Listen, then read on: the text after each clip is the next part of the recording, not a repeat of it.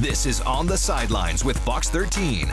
All right, we're back for another episode of the On the Sidelines podcast. I'm your host, Ethan McReynolds, here as always with my partner in crime, D-Jack Dante Jackson. D-Jack, the vibes are so incredibly high right now in the Seattle sports landscape. I wanted to start our 25th episode, by the way. Yes. A big feat for us. 25 straight weeks doing this podcast. It's been a lot of fun.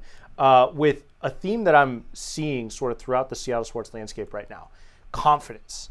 Just straight confidence. I was at Sounders training on Friday, and the Sounders are unbeaten in 10 straight games. 7 of those being wins since the Club World Cup. I asked Brian Schmetzer, what is one tangible difference you're seeing since the Club World Cup that you've been able to go on this run in league play and in the Leagues Cup?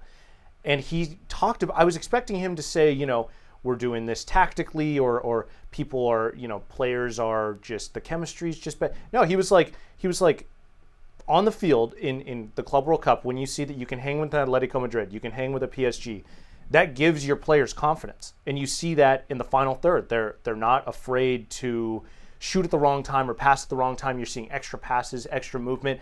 And then you go over to the Mariners. And the trade deadline, the front office says to the players, we think you guys can go and win a World Series. You get Josh Naylor. You get Eugenio Suarez. You get Caleb Ferguson in the bullpen. You were in and Joan Duran. Like, these are moves that, the message in that clubhouse is, you guys can go out and win a World Series, so go out and do it. And 7-1 since the trade deadline, 7 straight wins. They're just playing out of their mind. You go to the Seahawks. No offensive identity last year. Go back to Abe Lucas at the start of training camp, or I think it was mini camp, and asked him about this offense. And he's like, we're going to run the damn ball.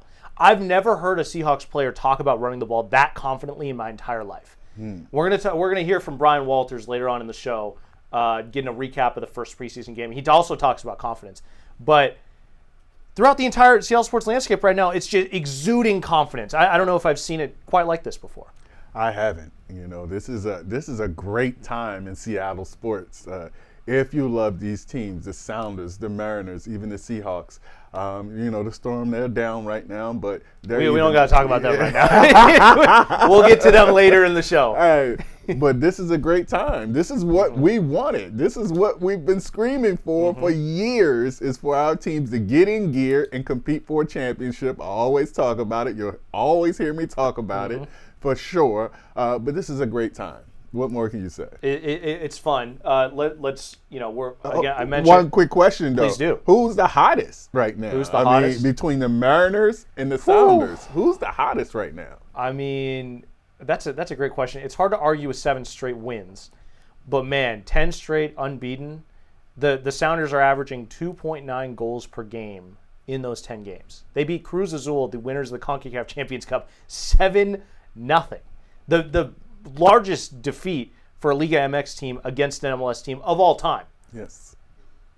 I'm still going to take the Mariners, though. Okay, all right. And they thrashed the LA Galaxy this past weekend, 4-0. On the road. So, What are you Mariners or Sounders for you? I have to go with the Sounders right now. All right. I like that. We're flipped. And even last week. week, I asked who had the more who was ready for a championship. There's a better chance of winning. The better chance of winning a championship, I'm sorry.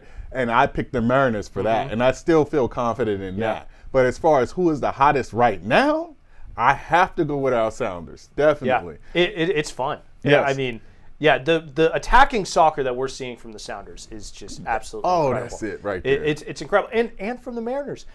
Both of these teams, it's so funny the parallels that they have both had. Throughout the past couple of years, you just felt like the Sounders really good defensively, the Mariners really good pitching-wise and in run prevention, and then you're just sort of missing that piece up top. The Sounders, it was like you sort of have the talent, but Brian Schmetzer couldn't really put it together in a way where the players were flowing. You put Pedro de la Vega on the left, and that opens up a lot of stuff. Jesus Ferreira finds form. With the Mariners, you go out and you go and get Josh Naylor and Eugenio Suarez to lengthen out this lineup. J.P. Crawford starts to put it together. Julio Rodriguez is getting hot. MVP season from Cal Raleigh. Right. And you can't forget Randy. Randy Arozarena in the leadoff spot. Absolutely. Yes. He's been an on-base machine. So it's funny the parallels between the two teams. Now, you talk about Schmetzer said the difference is the confidence. I think the difference is goals. They're putting the ball in the back of the net. That's what the Sounders are doing right now. I mean, 4-0 against the Galaxy. You mentioned 7-0 versus a La Liga opponent in the League's Cup. I mean, the Sounders are scoring goals left and right, and I love to see it. And that's why they call it the beautiful game, because when they start putting the ball in the goal in the back of the net, oh, it's a beautiful thing. Yeah, it's absolutely incredible. And I feel like they're scoring goals as a byproduct of the confidence. That's a good question for Schmetzer is whether confidence results in goals or if goals results in confidence or if it's what intertwined. Comes first, the chicken or the egg? Exactly. Yes. Exactly. But it's interesting. I mean, I haven't been able to watch every single Sounders game, but I go back and watch the highlights and look at all the big chances. And they can also rewatch the game on Tuesdays here at Fox with us on Fox 13 Plus at 7 p.m. every single Tuesday. It's I go back and watch, and the build-up play is so different. It's fluid. Everybody knows where everyone's going to be. It's moxie, like the swagger. Like we're going to go and we're just going to shove it down your throat, and we're going to get a good scoring opportunity. And if we don't score, we're going to get another. Like there was a play. I think Osaze de Rosario. It was their last home game, not against the Galaxy, but one before that. He was in an offside position, but it was sort of a through ball over. He chests it down past to Ryan Kent, who gets ready. He's going to shoot.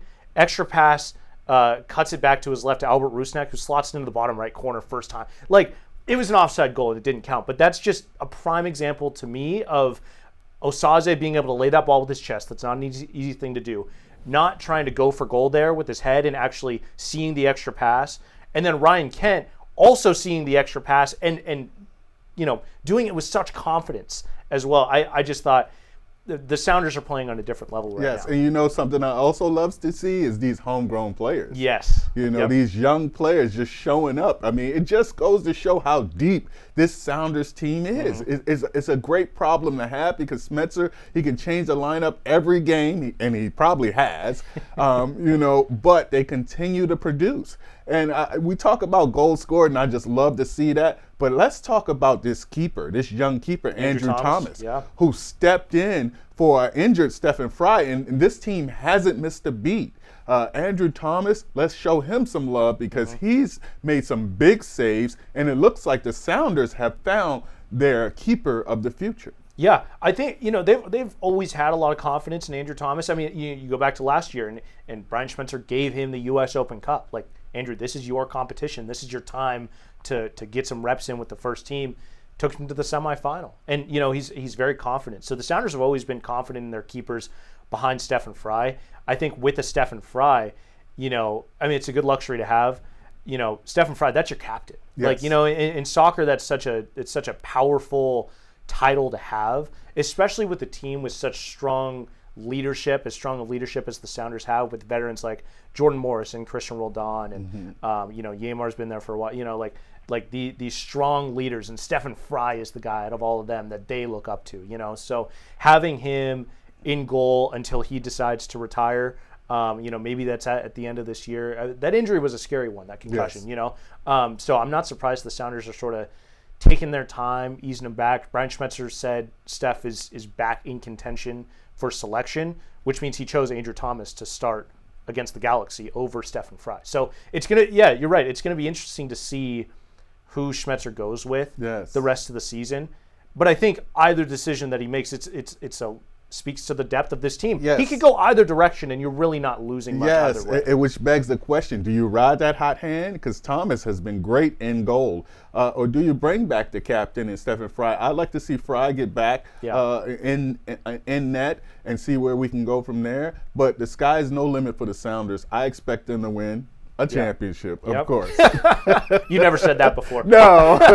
Not every episode I don't say that. Well, let's keep the championship vibes going and transition over to the Seattle Mariners. Okay. And, 7 straight, 9 of 10. You finished the homestand 9-1.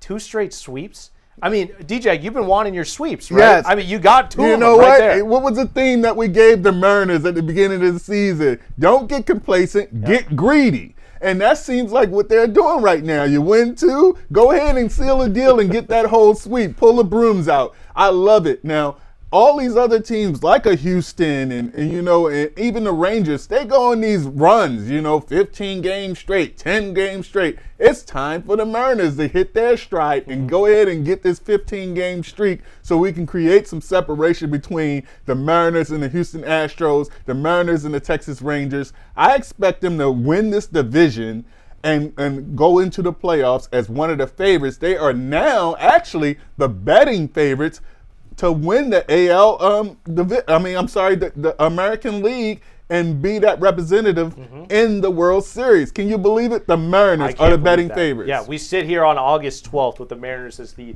betting favorite in the American League to make it to the World Series. They have the 3rd best odds, according to Fangraphs, to win the whole thing. Only the Dodgers and Phillies have better odds to win. And we will see how they match up against the Phillies in this upcoming matchup. So we will see the NL's best. Now, I always believe that the AL is the better league. I just do. I think it's a tougher league, definitely. So we will see if there is an exchange rate. That's what I call it, between the Phillies and the Mariners. We'll see how they match up. I think the Phillies are a great team, and so are the Dodgers, of course. But the Mariners can compete with anybody right now with this lineup and this pitching staff. Absolutely. I have to push back on that a little. The Phillies, the Dodgers, the Mets are really good. The Mets are sort of in a free fall right now, but the National League's got some good squads. I agree. I do think they have some good squads, but I'm just an American League guy, and I just think it's always been a tougher league. Little homer bias. Well, no, history shows.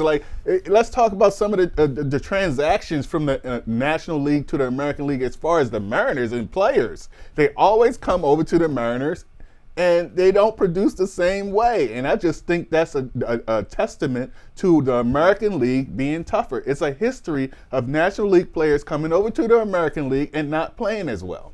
Could it be a Mariner problem? Not this year, though. Not this year. Not this year. Championship or bust, baby. Yeah. Josh Naylor has been absolutely incredible. And you're doing this with the lineup. They've scored 4 or more runs 9 of the 10 games during that homestand. They went 9-1. Josh Naylor's been absolutely incredible. And the point I want to make with that is you haven't even gotten anything from Geno. He's hit 1 home run. He's hitting like 105 since the trade. So you're getting nothing from your prized trade deadline acquisition. But that's the whole point of going out and acquiring these guys. You don't need every single one of them to be firing on all cylinders 100% of the time like you did before. And I feel like that's why there was such a magnifying glass on Julio, because when Julio was not producing as one of 3 so-called elite offensive production guys, when he's not producing, it's significant. There's a hollow hole in the lineup, and the team doesn't do as well because they're not as deep. But now all of a sudden the lineup is just dangerous 1 through 9. And all of a sudden Julio has entered the chat. I mean, Julio has been fantastic this whole past month. This is the guy that the fans have been screaming for. This is the frustration that the fans had. This is what they wanted. They wanted this Julio Rodriguez, the star. And if he kicks in, along with Cal breaking out of his slump, hitting 3 home runs in 3 games, I mean, like I said, championship. Yep. I mean, this lineup is up there with some of the best in baseball. Really. Yes. No, truly. And I don't even know. I don't think the Mariners have ever had a lineup this deep. I mean, go back to the game on Sunday. The Mariners, 7 out of the 9 in the lineup had hits, and then the other 2 that didn't, Mitch Garver and J.P. Crawford, they both walked twice. You're getting contributions from all over the lineup, and then you've got Mitch Garver who can step in, give Cal a break. He's hitting in the 7 hole, whereas like last year he's hitting 4th or 5th. Yes. Like you just have so many more options. You're so much deeper. Pitchers playing against this lineup, it's just so difficult. You're a tough team to play. Scott Service, all those years that he was here, he was like, I want the Mariners to be a tough team to play against. And it never fully really materialized with this lineup. Now you have it. Now you've got no break in this lineup. You've got Dom Canzone, who's hitting left-handed pitching really well all of a sudden. You know, he used to only be able to hit the fastball. He's hitting breaking balls a lot better since he came back up. Seems like his mind is finally right as a young player. J.P. Crawford at the bottom of the lineup, just putting together 17 pitch at bats casually, and then you turn over the lineup and you got Randy Rosarena right there, Cal and Julio. And that's without your acquisitions in Naylor and Eugenio Suarez. Now, you talk about like a Canzone at the bottom of the order. It's because the pressure is not there. I mean, he's playing with house money down at the bottom of the order because those big bats are up top. Now, I will push back as far as has the Mariners ever had as deep a lineup. I mean, the 116-win team definitely was deep. I mean, you had the Cheese, you had Ichi, you had Booney, you had Cammy. Wait, that's what I call it. Cheese? Ichi, Cammy, Booney. Yeah. So, I mean, that's what I call it. That's just me, you know. But I'm just saying, like, that team was fantastic. That was, I mean, great from 1 to 9. So I would push back on that. The Mariners have had as deep a lineup as they have this year. Ago. But you know, quarter century ago. Let me change the subject here. Let's talk about nicknames because you got the Big Dumper, and now Josh Naylor they're calling him the Grumper. Yeah, the Big Grumper. The Big Grumper. I'm like, hold up, man. But he's bringing that. You know, that fiery side, that edge, like you said. Yes, that's the correct word, that edge to the Mariners that they need. You have the fun side, you got the business as usual from Cal, and then you have Naylor bringing that fiery edge to the Mariners. They have it all covered. This team is looking up. Well, and you mentioned the Big Grumper. They should probably call him the Speedy Grumper because I mean, he's one of the slowest dudes in the entire league. He had 10 stolen bases in 11 games after getting to Seattle. Right. Ichiro never had 10 stolen bases in 11 games with the Mariners. His entire career. Right. Ichiro Suzuki, one of the greatest bag stealers of all time. Josh Naylor, one of the slowest dudes in the league, did it. I mean, what is going on? I don't know. And he only had 8 with the Diamondbacks before he got run to the Mariners. So he surpassed 8 steals in 11 games with the Mariners alone. You know, so that's one thing or two things that surprised me about Naylor. His defense. I didn't know he had the glove that he does. He's a big dude, but he's really agile. Yes, he's really good with his hands. He's made some great plays and solidified that first base position. He's that first baseman. And then the bags, like you said, stealing the bags, running the bases. I think he even stole third last week. So he's done it a couple of times. Yes, Naylor. I mean, he's a great player. He's great for the Mariners right now. He's just what the doctor ordered. Hopefully, Geno his back can get hot. And I don't see a team catching up with the Mariners this year. Yeah, I mean, well, certainly they're on the right trajectory. They're right now 1 game behind the Astros. It's funny, my buddy Aiden, he always sends me. He goes onto the SB Nation like Astros site, you know, the fan site. The Trastro site? Yeah, the Trastro site. Because they have the game threads. Right. And he sends me screenshots of Astro fans just freaking out about the Mariners like catching up to them. Yes. It is Mariner fans out there, if you want some quick dopamine when the Mariners are playing well, head on over to the Astros the Astros SB Nation site. It is quite entertaining. Yeah, they are shaking in their boots. I mean, it is awesome. You better be trash throws. You better be scared. And I'm going to tell you right now, it's time to get out. Look back. You walked us down last year. Now it's time for us to walk you down and overtake that AL West and go ahead and be the first team in Mariners history to make the World Series. Yeah, that would be absolutely incredible. So the Astros 1 game up. They have a series with the Boston Red Sox right now. The Mariners are on a 9-game East Coast road trip that starts today, Tuesday, as we're recording this. 3 against the Orioles, bottom of the American League East, 3 against the Mets, who have lost 7 straight coming into today, and then 3 against the Phillies. And before we move on, I just want to tell the Mariners personally, because I know you listening and I know you're watching on the sideline. Jerry watches. Do not get complacent. You're not good enough to overlook any opponent. The Orioles can beat you. Do not get complacent. Get greedy and go ahead and sweep them. Pull out the brooms, baby. It'll be fun. 10 in a row. 10 in a row. It could be fun. Let's go. I feel like the best part, just looking at the standings right now, the Mariners are a game and a half up on the Boston Red Sox for the top wild card spot. That means if the playoffs started today, we would have playoff baseball here in Seattle at T-Mobile Park. It's August 12th. It's not June 1st. It is August 12th. You've got less than 2 months left in the season. I think about 40 games. I mean, you can start looking at the finish line legitimately. Like, will you be there? Oh, I hope so.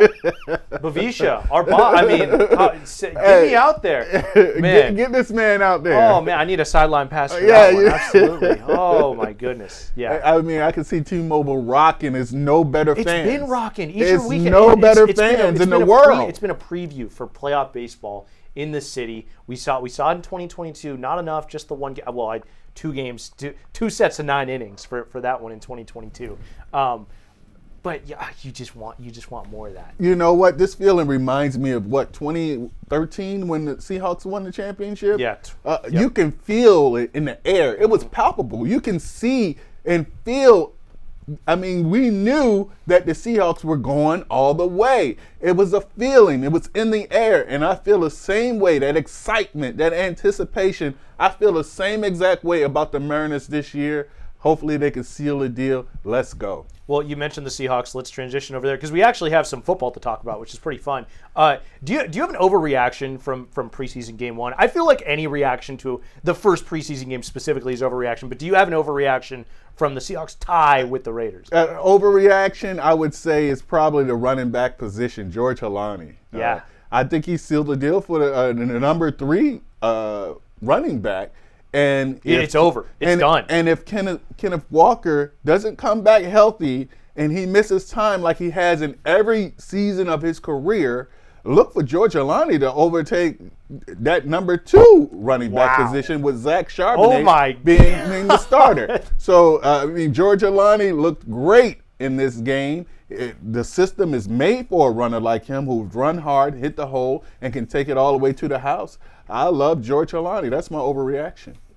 And as a matter of fact, I'm going to give credit to you because you talked about him 2 podcasts ago and named him specifically as a player to watch.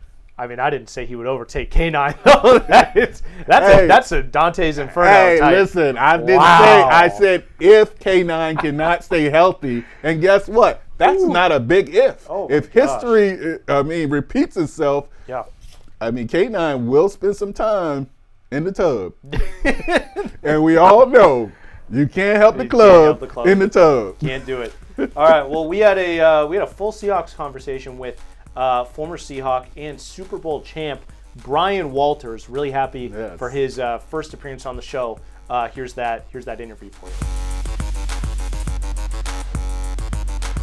All right, we're back here on the sidelines now, joined by our special guest for the episode, none other than Kirkland's own Juanita High School alum, Bryan Walters, former Seahawks Super Bowl champion. The accolades go on. Bryan, thank you so much for joining the show. We actually have some football to talk about, very exciting for Seahawk fans. What was your biggest takeaway from preseason game 1 against the Raiders? It's so nice that football's finally back, finally started. Wait so long, and that's my biggest takeaway from it. But the other takeaway was Pete Carroll back in the building. That was odd. It was so weird looking across at the opposite sideline and seeing Pete wearing Raiders colors and doing typical Pete antics, chewing the gum, running up and down in the ref's ears all the time, but not for the Seahawks. So that was a little odd to me, but I felt like the way the game ended was very appropriate, just given, Pete didn't walk out with a loss out of Lumen Field, and then the Seahawks didn't beat Pete Carroll, which I guess might have been better. But anyway, it was just a fun night, odd night having Pete back, and that was my biggest thing that I thought was so special about the night. Bryan, did anybody surprise you as far as the players with their performance this past game? Well, being a wideout, I'm definitely going to go to the wide receiver room, and I think this one's obvious because we'd heard about Tory Horton for so long. We've heard about how he could be potential steal of the draft, being in the 5th round, coming off the injury. Definitely had him. The reason why he dropped to the 5th round was because of that injury, and so now we finally get to see him in action, see what he can do, and I loved it. I loved how he ran routes. I loved the way he kind of opened up his stride. He looked fast. The way he was slippery. After he got the ball, you saw that punt return he had. It was like 6-7 yards, but man, it was exciting. It was fun to watch. He made some guys miss, and the potential you see there in that especially in a position where the Seahawks don't necessarily have anyone to return punts. So seeing a guy who could handle it, sure hands, that was kind of refreshing to me. A couple of the plays, the touchdown he made, where another spin move. He's got a lot of spin moves. I will tell you that. That might be cut out of his repertoire at some point. If you're spinning too much at some point, you're going to spin into someone. It's going to hurt a little bit. But for a first game for a rookie, after all the hype, I liked what we saw. He's still got a ways to go. Still have 2 more games to show that wasn't a fluke. That you can keep that consistent because you're going to compete for a lot of playing time. But a very, very good first game for that rookie. Yeah, I wanted to ask you about Tory specifically, just with your background as a receiver. I mean, we were talking to Corbin Smith on Sunday, and he was saying that he's playing a lot with the ones over MVS with the twos. Are you surprised that he's making a push for this number 3 receiver spot as a rookie, coming out as a 5th-round pick? Surprised, probably. That, yes, I would say so. I would say I'm a little surprised at how fast he's come along, given MVS being the veteran he is and how we kind of cemented him into that number 3 role. I'm not going to say that it's locked in where MVS is now the 4th receiver. I'm not going to say that. I think they're just giving Tory Horton some extra reps, some extra time. MVS doesn't necessarily need that. He right. You know what you're getting in MVS. He knows how to run this offense. He knows how to play football. Give the rookie some reps, because at some point you're not going to have those core 3 guys with JSN, Cooper Kupp, and MVS all the same. One of them will be injured at some point in the season. It's football. That's going to happen. So make sure Tory Horton or whoever is going to be filling behind those guys is ready to go. I think that's the most important part, is you're just kind of making sure you have that depth ready at any point. Now, Brian, I did my research. I heard you love to golf. What's harder, hitting it out of the trap or catching a punt? That's so. Here's the thing. For most people, I would say catching a punt would be the hardest thing to do, because when you're not used to it, punts are a foreign thing. You watch that ball in the air, that thing's moving, that thing's spinning. You got guys running down trying to kill you. So that's what, for most people, I would say. But for me, it's probably hitting out of a trap. The feel out of it, no. Because look, I've returned punts my entire life, and you've seen so many punts off foots, and you learn to recognize within the first split second of what kind of punt it's going to be, where the spin is, internal clock saying, how much time do I have? I look at my gunners on the side, or my corners blocking the gunners on the side, and they say, okay, that gunner got a good release. That gunner did not get a good release. If I move to my left, I have more time than if I, all that just becomes natural at some point. So I don't think about it. Nothing is natural for me hitting a sand shot out of a bunker. I'm just closing my eyes, swinging as hard as I can. Hopefully I get the right amount of combination of sand and ball for it to go the same. It's a guessing game. So for me, it's all about out of the bunker is the toughest thing. That's hilarious to me, that you've got a bunker shot where you have all the time in the world versus like catching a punt where you said you literally have people coming down trying to kill you, right. But the bunker shot is the hardest shot. I think that's hilarious. But I totally get where you're coming from, just with how much you've done each thing. You know what I mean, with the bunker shot being foreign. I wanted to ask you specifically about staying with the offense, and it seems like they're going to have more of an identity this season. It seems like last year it was pretty fluid throughout the year, didn't really find their groove with Ryan Grubb. A lot of the players speaking about how they're just going to run the ball. They know what's coming. For you and your experience as a player, does having an established identity as an offense, does that bring more confidence to you as a player, knowing what you guys are going to do? And it's like, hey, you just got to try and stop us. I think having an offensive coordinator that's going to stick to what he does best, what he knows, what he wants to do, no matter what, it kind of spills confidence into players in the first place. When you have an offensive coordinator that says, and I'm not saying anyone did this, maybe last year with Ryan Grubb, anyway, that says, I'm going to run the ball more, we're going to run the ball a lot this year, and then all of a sudden you're not running the ball, you're throwing it 40, 50 times a game. As a player, like, what are we doing? Like, why did you say this was going to be our identity and now it's not? And so with Kubiak, you know what you're going to get. You know the identity is run the ball, and you saw it. You saw it last week in that preseason game, just how everything's built off the run. Even some of those play actions you saw was built off the success of the run game. So this team's the offense is going to live and die by the run game, and you can tell that right away. what I like about that the most is for an offensive lineman, and this isn't from experience. I didn't play offensive line, thankfully, but from talking to offensive linemen, they want the run game gets them into the game. You want to start running the ball. You want to get pass blocking. You're on your heels. You're just trying to set up pockets, a little more finesse. Run blocking, they got to get down and dirty, and they got to drive the defense backwards, and that's going to get kind of your mindset right for the game. So establishing that run game early is going to be something that Kubiak wants to do, the offensive linemen want to do, the whole team wants to do. You control the clock, you control everything. So it's just fun. And when you're running the ball, everything comes easier. We saw, for example, one of the big pass play to Derek Young last week. Look, that's a max protect. Everyone's in. That's a 2 wide receiver route. Horton was on the outside running a big post route. Derek Young was on the left side running a big dig route, 15 yards and in. Well, that's it. Only 2 guys. The defense had 4 or 5 guys in the secondary trying to guard them. You do a little play action. You suck the defense up a little bit, opens those big passing windows, and you saw Derek come wide open. And that's all because the run game was successful early in that game. Now, Brian, you talk about identity and building that, and I want to talk about the preseason games because I feel like Sam Darnold and the first team needs some reps, even last game. How do you feel about the preparation and implementing the new system? Do they need those reps, or will they be like every other team and not play their starters all preseason? It's the juggling act. You got half the teams that played their starting quarterback so far, and half the teams haven't. And it's just a preference. You look at the schedule. I go to the schedule. The Seahawks open with the 49ers. That's a pretty big game. That's a divisional game, and that could mean a lot come week 16, week 17 at some point, that game against the 49ers. So you don't have time to come out sluggish. You don't have time to get your starters feet wet, I guess, week 1 of the season. So you're going to want to see them with some live reps. So I would assume that we'll see more of Sam Darnold, Cooper Kupp, some of those guys this next game. And then the third preseason game is a little bit unknown to me because it's such a new thing. Now it's the last preseason game.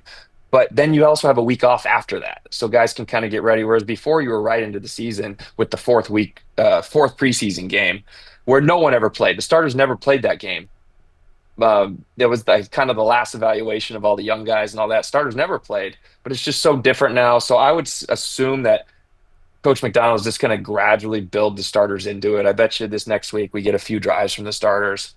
And then that third game, I bet we see a half. I could see that happening. Again, it could be totally wrong. They're veteran guys. There's probably a lot of discussion with the coach about it. And that's what's special too, is when you are a veteran player, coach asks, hey, like, what do you want? Like, you feeling good? You feeling like you're going to be able to step in there, no hesitation? Or do you want these live reps? Do you want to be able to feel the game speed? So there's probably a lot of conversation that way that will vary between each player. Cooper Kupp might want one thing. Sam Darnold might want the other thing. Leonard Williams might want this thing.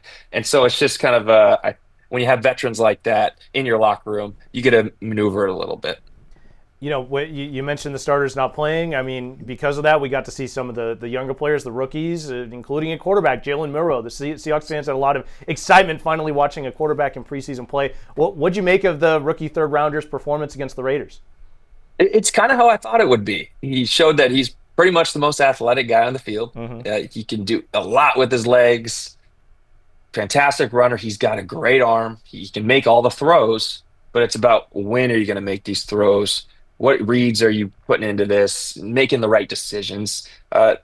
We saw a couple passes that might have been like, I don't know if that was the right read on that play. But then a couple that you saw him just really fired into his own, and it was exceptional. So yeah, it's definitely a work in progress, but he shows his potential, a lot of potential, and where he can be and what the Seahawks saw in him to take that to third round pick for him.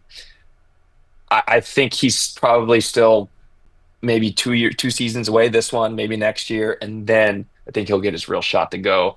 But fortunately, the Seahawks are in a position where you don't need a guy like that right now. He gets to develop. He gets to get his confidence up. He gets to have the NFL game slow down for him. And who knows? They might have a package for him. I would love it if he's suiting up every game and they have a little package for him, put him in there and just give the defense something that they have to prep for during the week. That's out of the norm of Kubiak's offense, something that they got to bring in. You got to spend a whole period of practice getting ready for it, which is something different, kind of like a page out of Bill Belichick's book, where he just liked to have teams prep for things that you're not necessarily going to see in the game. To follow up on that really quick, I mean, when you were coming into the league and you were playing in your first preseason game, I hear, the game slows down for a lot of the guys with experience. What is that feeling like in your first preseason game? Like, take me into the mind of a Jalen Milroe, at the quarterback position, no less, where he's got all this information he's got to intake. I mean, how does that sort of progress as you get more games under your belt? Like, how big of an impact is that? I mean, it's everything. In every level of sports, every sport you play, that first game's always going to seem faster. Yeah. And I go to how it was from college, my first game in college after high school, going to college. I just remember that to me was a bigger transition than going from college to the pros. But it's just going from college to the pros was another transition of its own. And everything, just the way you can't slow your brain. It's almost your thoughts. That's what it is. Everything you prep for, everything, your brain's just moving at rapid pace, rapid speed. And so processing becomes a lot more difficult. But as athletes, you kind of settle in. And there's a term that's thrown around a lot in as far as the best athletes ever. It's called getting in the zone. And that's what happened. And it's almost like things start to move in slow motion after you get those first initial the feeling out of your way. And once you can get into that area, get into that zone where everything's just fun and flowing and everything you've worked is kind of coming second nature, that's when the game really gets fun and picks up. And we talked about punt returning earlier. That's how it was for me with punt returning. I didn't really think twice about catching a punt. After my first few games in my career, I was nervous. The ball's moving. You can't control your extremities. You're just trying to get in good position. It's chaos. You think you're going to fumble everything. But once you get those under your belt, it slows down. You're just thinking, okay, let's see, where are my holes? Where am I going to run this? And you catch it naturally, so you don't have to think about anything. Now, Brian, I wanted to go back to Milroe and talk about roster construction, because now you're talking about a package. That means 3 quarterbacks will be carried. You have a fullback. You have a bunch of tight ends. The Seahawks have a challenge constructing this roster. How do you see this roster shaping out as far as to start the season? It's always a challenge shaping rosters, no matter what situations you have as a GM. I know John Snyder would say that, and their goal really is to keep as many players on this 90 together when it comes down to it. You have 90 guys on the team right now. You have 53 going to make the final roster, and then you're going to have 17 more going to the practice squad. And it's a juggling act of who you keep, who you cut. The guys that you think you can get back on the practice squad are the guys that probably you're going to end up cutting. But the guys that they think that if they cut, they'll lose them to another team are the guys they'll probably maybe try to keep them on the 53. So that will be a lot of it. When it comes to these tight ends, when it comes to these, the quarterback room is an interesting situation because, I think teams will start keeping 3 after all this has come up, especially with the emergency quarterback. So if Jalen Milroe becomes an emergency quarterback, you can't play until the 2 quarterbacks in front of you get hurt. That might be a situation they're in. I'm not sure how they're going to handle that. But it doesn't come off of the initial 48 guys that can suit up. But it's going to be a juggling act between all these guys, the fullbacks, the tight ends. Who can they get on this roster to increase the depth? Because you know how it is, pulling guys up from practice squad, put them back down. It's a lot easier now. There's a lot less. It happens a lot more. So that'll be kind of something. So, for example, this might be completely wrong, but I'm going to say it anyway. Like, let's say Oots, they decide he's the guy that is their starting fullback this year, which is probably going to happen. And who is competing with him? Well, Brady Russell is probably competing with him to be the starting fullback. If they think that if they cut Oots and kept Brady Russell as their fullback, I bet you Oots would be picked up by another team. And so they lose him. But now they keep Oots on the active roster and cut Brady. I bet you they feel like they could get Brady back on the practice squad. So that keeps those 2 guys together and increases their depth. So there'll be a lot of stuff like that going on for the general manager, John Snyder. Really interesting. Final question here, Brian, before we let you go. It's not a Seahawks conversation if we don't talk about the offensive line. So really quick, that right guard spot, Anthony Bradford looks like he's in the lead. We've seen some ups and some downs from Anthony in his career with the Seahawks. How confident are you that he can improve his play this season? And how do you think his play style fits Clint Kubiak's scheme? I think his play style fits Kubiak's scheme 100 times better than it did with Grubb, because Anthony Bradford is a power guy. He wants to be driving forward. He wants to pancake guys. He wants to get down and dirty. I think in general, just having this scheme for the entire offensive lineman is gonna this offensive line is already gonna be tenfold better. Last year was so tough for these guys. You're back and empty. Defenses knew they were throwing the ball. Defensive linemen were just peeling their ears back, saying, "Let's go. We got to try to get a sack here." And that's tough. That's tough when you're singled up and just constantly absorbing the best pass rushers in the game. So I'm confident that this O-line as a whole is going to be entirely different. I thought they protected Drew Lock very well in that first half. I thought they looked really good. Drew Lock was standing back there sometimes for 5-6 seconds, kind of looking around, and he was able to maneuver in the pocket, avoid some rushes. And that's what you want to see. You don't want to see the losses right away off the line of scrimmage. Right when Drew Lock gets the ball, boom, and then all of a sudden your right guard is beat right away and Drew Lock's already scrambling. The play is breaking down. You don't want to see that. And you didn't see that in that first half with Drew Lock. So that was a good sign for that offensive line, that plays were able to develop. He was able to buy some time easily by just maneuvering himself. And a lot of that was Anthony Bradford. I thought he played well. Yeah. Again, I will just call myself out here. I don't watch the offensive line that much. It's not really. I always say that if I'm talking about the offensive line, it's usually a negative thing because we're noticing that it's not doing well. The quarterback's getting sacked or something. But in this case, I paid attention. You saw Gray Zabel there. He got his first reps. Abe Lucas was even in the game a little bit. I believe we saw that. Mm-hmm. So I'm excited. I'm excited about this offensive line and the pieces they have there. And right guard doesn't worry me. I thought even if Christian Haynes is that guy, I thought he had some good games last year and showed potential. So just different coaching, different scheme. It's all going to be good. Well, he is former Seahawks Super Bowl champion and football analyst Bryan Walters. Bryan, we can't even call you a Seahawks analyst anymore because you're doing everything across the league. Yeah. He was on the call for the Chargers-Saints preseason game. Bryan, looking forward to seeing you on more calls, and thank you so much for taking the time with us. Awesome. We'll see you guys Friday. All right, we're back here. Big thanks to Bryan Walters. Yes. Always love getting his insight. Former player, really getting to the nitty gritty with the X's and O's, getting in the mind of a player. I thought it was a really fun conversation.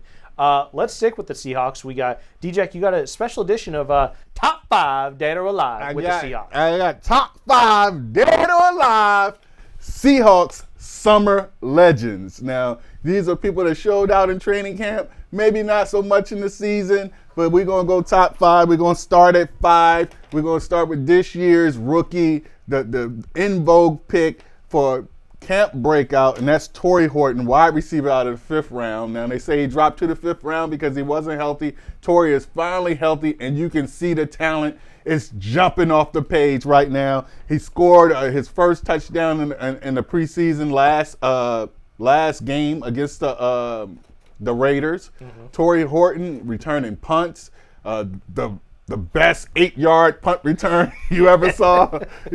So Tory Horton is looking the part as a camp breakout. Top 5 Dead or Alive at 5 Summer Legend. What'd you think about Tory Horton? I love Tory Horton. I mean, what a game that was. That was really fun. 3 catches, 31 yards, the touchdown, the punt return. It felt like he did more than that. Right. And they were looking for him all over the place. And yeah, I mentioned in the Bryan Walters interview, but was able to speak to our friend, Corbin Smith on Sunday in Seattle Sports Live, and he was like, Tory's getting the reps with the ones over MVS. And Bryan said, made the good point of Marquez Valdez-Scantling is a vet in this league. He doesn't need the reps. Bryan thinks that it's, given just Tory Horton some more reps.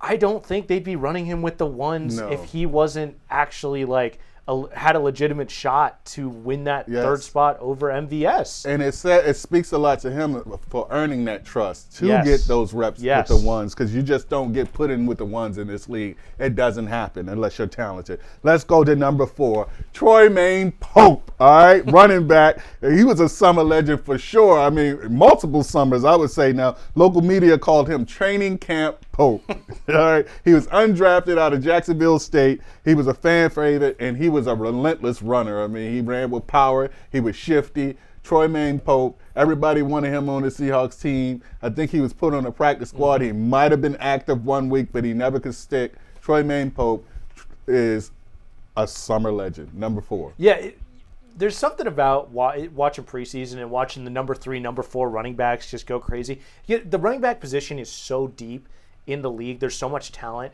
Yeah, I forget who I was talking to about this, but these running backs that can never get a starting opportunity. I mean, it's so interesting what could have been, because I feel like every single running back has the talent to go out and be an effective starting NFL running back given the right situation.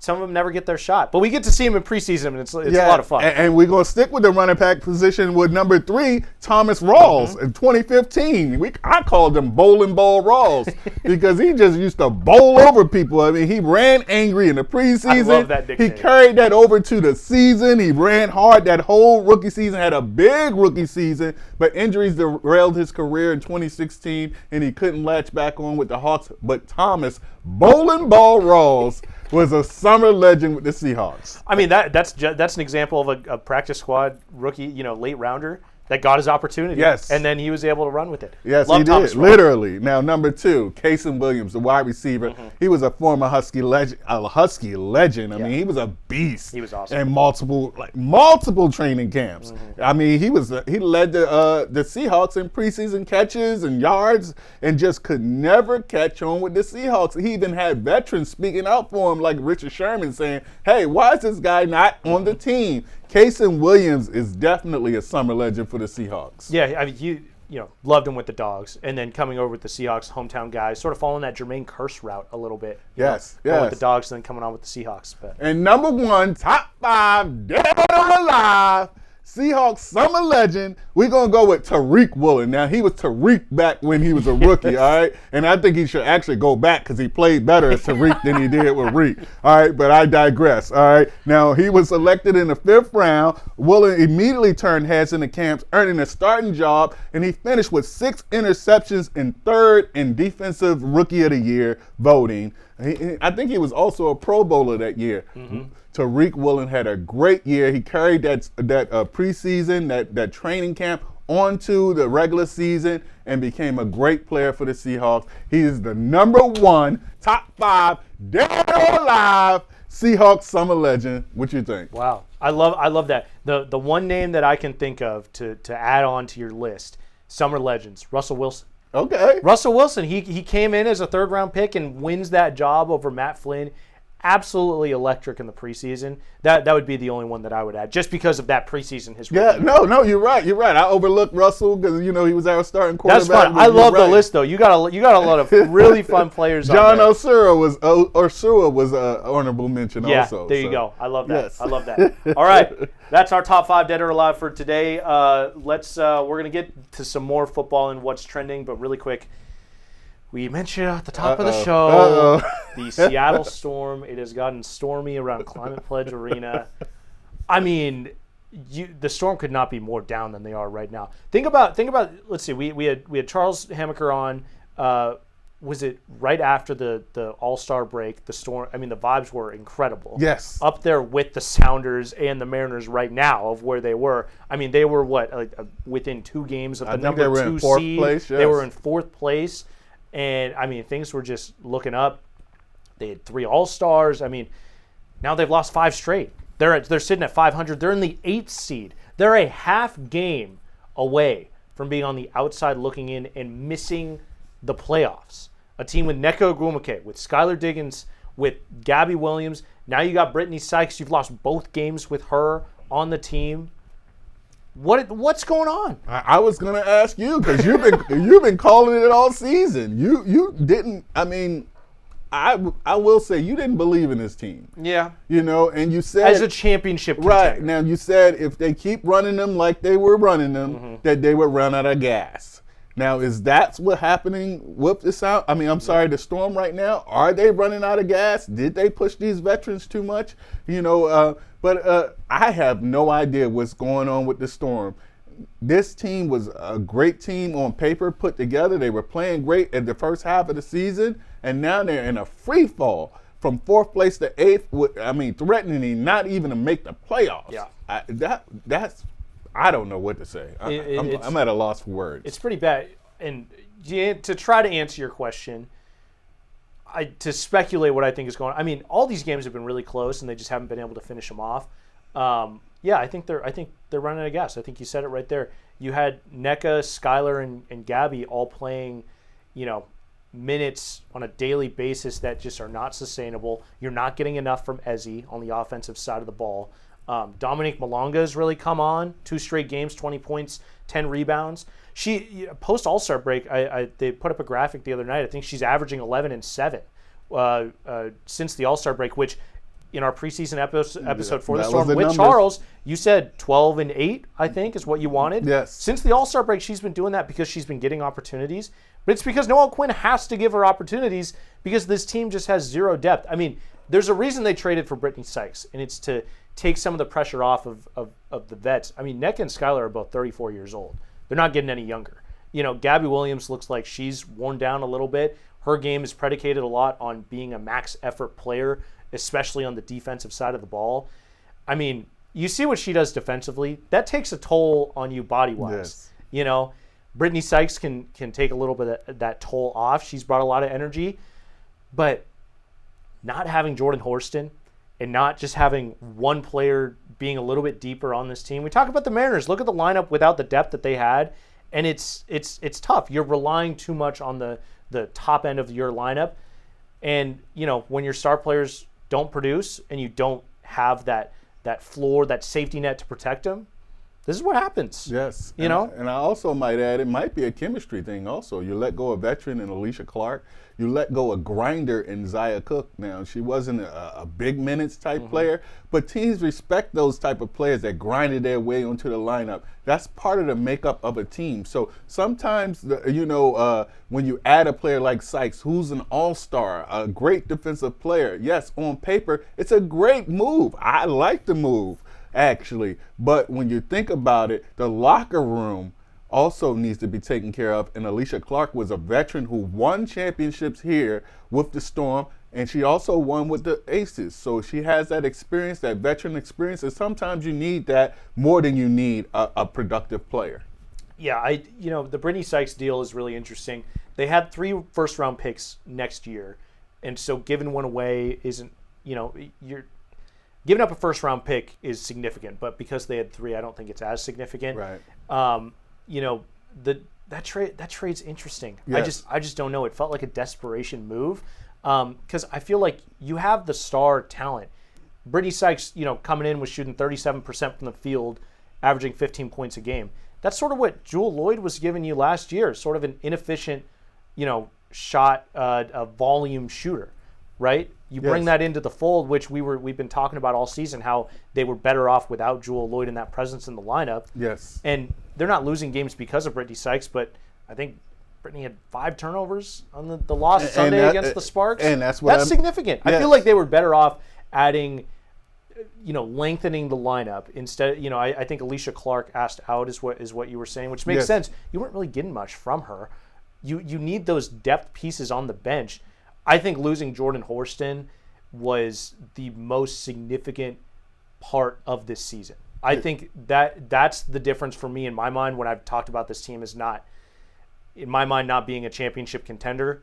It's because you were missing a Jordan Horston, somebody that can play a role off the bench and actually really impact the game. Yes. So one of the most athletic players. She was a defensive demon. And she was running in transition. And she was starting to come into her own with her offensive game. So definitely that's a step back. But like I talked about before, the chemistry, like you just said, it's kind of off right now with some of the transactions. Sometimes the best team on paper is not the best team on the court. So you make those kind of moves and you get rid of a Clark, you take her out of the locker room, you get rid of a grinder like a Zaya Cook, and it might affect you on that court. And I think that's what's going on now. Even before they were, even before they were moved, rumors were going around that somebody was going to get moved. So I think what they did was upset this locker room right now, and then hopefully they can catch themselves from this free fall and start winning games again and play to the potential that I picked them to go to, of course, a championship. Sensing a theme with I have everybody going to a championship. I'm like Oprah, you get a championship, you get a championship, you get a championship. That's incredible. Well, I mean, yeah, hopefully they can catch themselves. 5 straight losses. You know, the next 3 games they got? Well, the Atlanta Dream twice, and then you play Phoenix Mercury. Okay. Those are 2 top 4 teams in the league. You got less than a month left in the regular season. So time is ticking for Noel Quinn and the Seattle Storm team. Go Storm. Go Storm. I believe in you. I like it. I like it, DJ. That's what we need. I believe in you. That's what we need right there. We're going to be keeping track of them. We're going to end the show really quick with what's trending. Okay. Mike Sando of the New York Times. He actually, I believe he used to be the Seahawks beat writer. Yes. For ESPN. He's now in the national stage Tacoma right now. News Tribune. Yeah, that's right. Yep. Yeah. So he came out with a quarterback tiers list for the entire NFL. Thought it'd be interesting to talk about. First of all, let's open up with Sam Darnold. Where did he end up? He ended up tied for 20th in that third tier. So the quarterback tier is broken up into 5 tiers. 5th tier doesn't really count because it's just Kenny Pickett by himself. But you've got Put some respect on Kenny now. Oh, come on. I mean, he's got a tier all to himself at the bottom of the list. I think that's pretty funny. It's voted on by, I believe, it says 50 NFL industry experts, GMs, scouts, all the like. Sam Darnold coming in at number 20 on the list, tied with Bo Nix. 1 spot below, Geno Smith of note. So I think, what's your reaction to that with this list? I like the list, actually. The only problem I have, and it's the same problem that you have, is Matt Stafford being on tier 1. I think he's teetering right there at the cusp of, at the top of tier 2. Not really tier 1 quarterback right now, especially with what they calling a bulky back right now. I mean, I don't think he even suited up. I don't even know what that means. Yes, I mean, that means you're old. That's what that means. And take it from me, like firsthand experience, right? You don't want to see your quarterback walking into like a chamber for body wellness. Now, we know the Rams don't play their players during the preseason anyway, so you don't know if this gamesmanship or he's actually hurt or, so you take it with a grain of salt. But Matthew Stafford on tier 1, I don't think so. And look at the other quarterbacks in tier 1. You've got Patrick Mahomes, Joe Burrow. By the way, the only 2 that were unanimous tier 1 selections. I don't know what I think about that. I think that's more disrespect to Josh Allen and Lamar Jackson, who are 3 and 4 on their list. I mean, those were the 2 MVP frontrunners right there. Yes. And then you've got Matthew Stafford looped in with those 4 other quarterbacks. He's sticking out like a sore thumb in my opinion. Yeah, it makes no sense. And let's talk about Josh Allen and Lamar Jackson, because Josh Allen won the MVP last season, but Lamar Jackson had one of the best seasons of a quarterback ever. In the history of the NFL last season, he should actually have been that MVP, but they wasn't going to give him that 3rd one without winning in the playoffs. I think, and this is Lamar Jackson's first year in Sando's tier 1. I mean, I find a problem with that. Lamar Jackson has been a great quarterback, and he's still getting better. He still has room to grow. Now, I believe Patrick Mahomes belongs in tier 1. Of course, he's one of the best, if not the best quarterback in the NFL. But I think Patrick Mahomes is who he is right now. Lamar Jackson actually has potential left where he can reach even higher than Mahomes, if you ask me. I think Lamar Jackson is the best quarterback in the NFL. Wow. Dante's another overreaction hot take right here from Dante D-Jack Jackson. I like it. Moving down to tier 2, I think this is where Matthew Stafford fits in with the Jaden Daniels, the Justin Herberts, the Jared Goffs. I feel like I'd feel a lot more comfortable putting him down there. C.J. Stroud, Jalen Hurts tied at 9. Baker Mayfield for me and Dak Prescott a little bit high in the 2nd tier at 11 and 12. I feel like they're more top of the 3rd tier, for me. And then Brock Purdy and Brock Purdy at the end of tier 2. I wouldn't mind him in tier 3. Or I think Kyler Murray at the top of tier 3. You move him up to tier 2. I think they're pretty comparable quarterbacks for me. I don't know what you think about think that group right there is perfect, I would say, because I think Baker Mayfield and Dak Prescott are like game managers, where everything has to be great around them in order for them to be successful. Now, Baker Mayfield, hats off to him because he had a great season, a bounce-back season. Yep. Now he's back in the league. He's back that starter. He's back that guy. He was the #1 overall pick, so we expected that. But he's bounced back, and I like what Baker Mayfield brings to the table. Yeah, let's keep it going with Tier 3. Aaron Rodgers at number 16.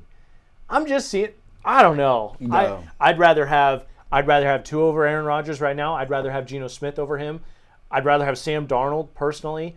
I wouldn't go that far. I'd put Drake May over Aaron Rodgers right now. I'd rather have Caleb Williams. I just named like the entirety of Tier 3. Yeah.